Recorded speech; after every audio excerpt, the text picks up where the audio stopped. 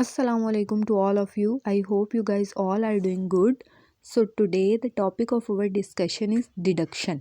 First of all तो मैं आपको ये बताती चलूँ कि हम डिडक्शन को डिडक्टिव रीजनिंग भी बोलते हैं, डिडक्टिव मेथड भी बोलते हैं, रूल ईजी मेथड भी बोलते हैं और डिडक्टिव अप्रोच भी बोलते हैं।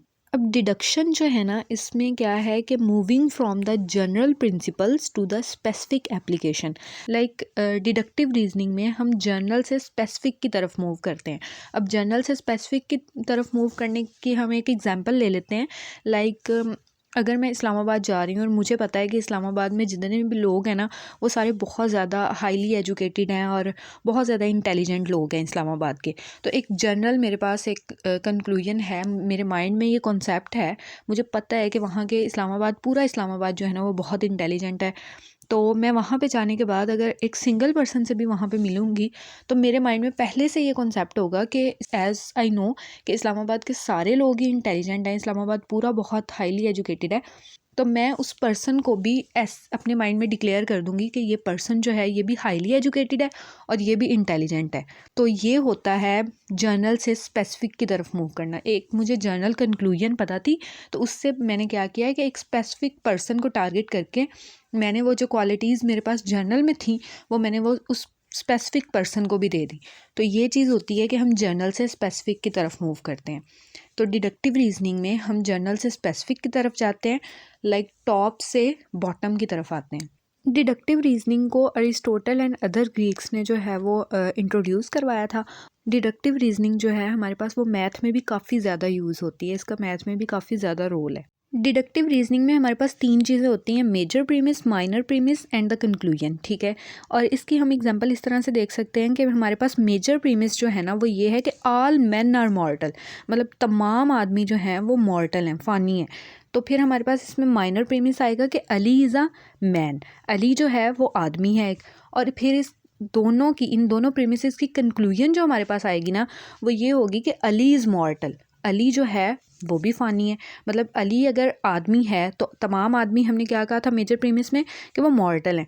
तो माइनर प्रीमिस में क्या आया कि अली जो है वो मैन है। फिर कंक्लूजन में क्या आएगा कि अली भी मॉर्टल है क्योंकि वो मैन है। यहाँ पे डिडक्टिव रीजनिंग की हम एक और एग्जांपल ले लेते हैं।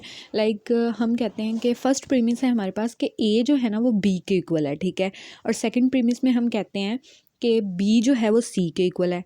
अब क्या हुआ, फर्स्ट में हमने कहा कि ए बी के इक्वल है और सेकंड में हमने कहा कि बी सी के इक्वल है। तो इसकी कंक्लूजन हम जब डिराइव करेंगे तो वो क्या होगी कि ए जो है वो सी के इक्वल है।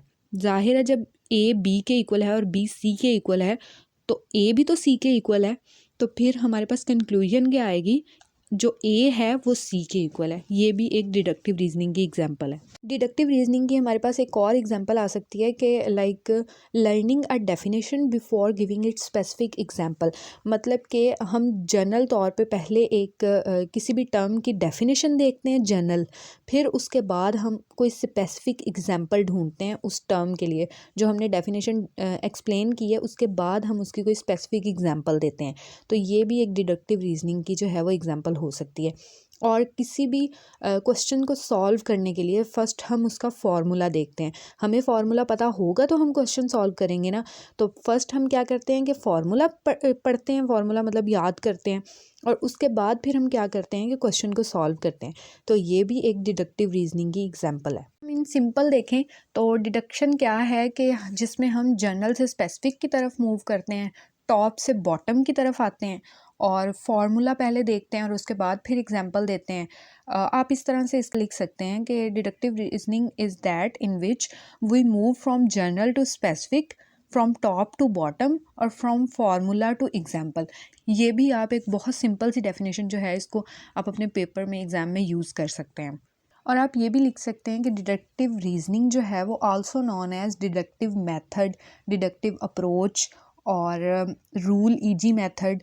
तो ये आप कुछ चीज़ें जो हैं इसकी डेफिनेशन में आप ऐड कर सकते हैं। तो ये एक बहुत सॉलिड सी डेफिनेशन बन जाएगी और इसके आपको फुल मार्क्स मिल सकते हैं। So now I hope so कि आपको बहुत अच्छे से समझ आ गई होगी कि डिडक्टिव रीजनिंग क्या होती है। तो अगर आपको समझ आ गई हो तो इसे दूसरों तक भी शेयर कर दीजिएगा और वीडियो को लाइक कर दीजिएगा और चैनल को सब्सक्राइब कर दीजिएगा।